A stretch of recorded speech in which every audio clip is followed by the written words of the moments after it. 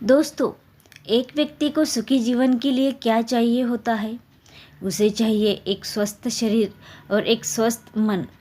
इसके लिए उसे हर एक परिस्थिति में सकारात्मक रहना बहुत ज़रूरी होता है।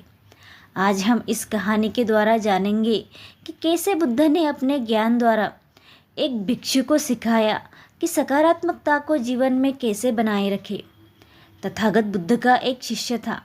उसके मन में हमेशा नकारात्मक विचार उठते थे, जिसकी वजह से वो चिंता और तनाव महसूस करता था।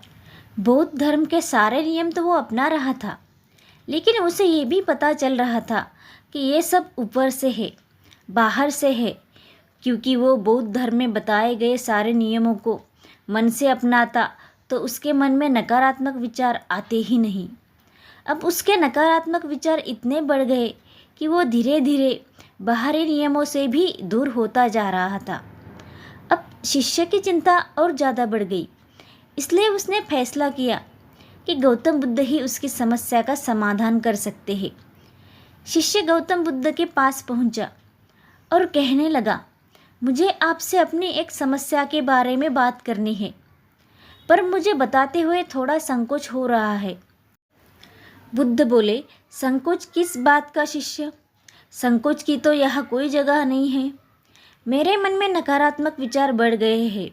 पहले ये विचार मन में थे, लेकिन अब ये बाहर भी दिखने लगे हैं। मैं ठीक से बौद्ध धर्म के नियमों का पालन नहीं कर पा रहा हूँ और मुझे इसलिए संकोच हो रहा है, क्योंकि मैं एक बौद्ध भिक्षुक होने के बावजूद भी मेरे मन के नकारात्मक विचार बढ़ रहे हैं। तथागत बुद्ध बोले, व्यक्ति तो जन्म से ही नकारात्मक होता है, लेकिन ज्ञान द्वारा धीरे धीरे वो सकारात्मक होता जाता है। शिष्य आगे कहता है, मैंने तो यहाँ रहकर पूरी बौद्ध शिक्षा प्राप्त की है, लेकिन उसके बावजूद भी मेरे मन से नकारात्मक विचार जाते ही नहीं। आप मुझे बताइए कि मैं इस नकारात्मक विचारों को अपने से दूर कैसे करूं? बुद्ध बोले, मैं तुम्हें एक कहानी बताता हूँ।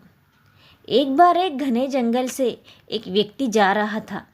जंगल बड़ा सुनसान था। इसकी वजह से उसके मन में पहले से ही डर उत्पन्न हो गया था। रास्ते में चलते चलते उसने एक सांप देखा। वो उसे देखकर बहुत घबरा गया और भागने लगा। भागते भागते उसका पैर एक पत्थर से टकरा गया और वो गिर गया। वो पूरी तरीके से घायल हो चुका था। घबराहट की वजह से उठ नहीं पा रहा था। उसको लगा कि अब वो तो मरने ही वाला है। कुछ देर रुककर जब उसने पीछे की तरफ देखा तो सांप के आकार की एक लकड़ी थी। लकड़ी को देखते ही उसकी जान में जान आ गई और वो सोचने लगा कि मैं कितना बड़ा मूर्ख हूँ। इस लकड़ी को ही सांप समझ रहा था। पल भर में ही उस व्यक्ति का डर छूमंतर हो गया। बुद्ध बोले, तुम्हारे मन में भी डर है, कुछ खोने का, कुछ पाने का, और इसी डर के कारण तुम चिंता और तनाव में रहते हो और इसके पीछे नकारात्मकता अपने आप चली आती है। शिष्य बोला, हाँ तथागत, आप सही कहते हो, लेकिन मैं इस विषय में आपसे थोड़ा और जानना चाहता हूँ कि मैं अपने जीवन में एक सकारात्मक इंसान कैसे बन सकता हूँ। बुद्ध बोले, तुम ध्यान से मेरी बताई गई बात को सुनो। तुम हमेशा अपने मन को जागरूक रखो।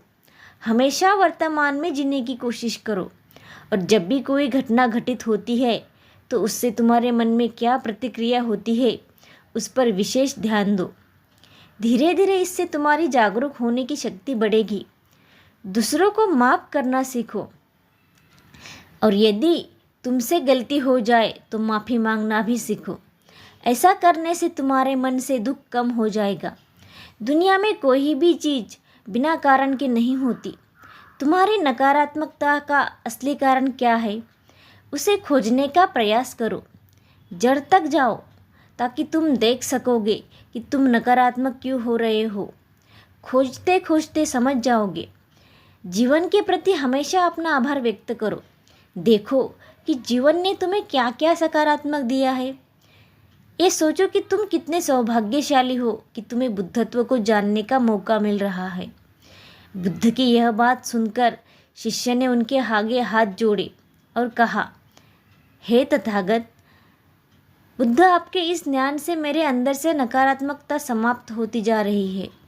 अब मैं जान गया हूँ कि मेरे अंदर नकारात्मकता है तो सकारात्मकता भी मेरे ही अंदर है। नकारात्मकता बिना किसी प्रयास के मिल जाती है, लेकिन सकारात्मकता के लिए मनुष्य को हमेशा कोशिश करनी पड़ती है।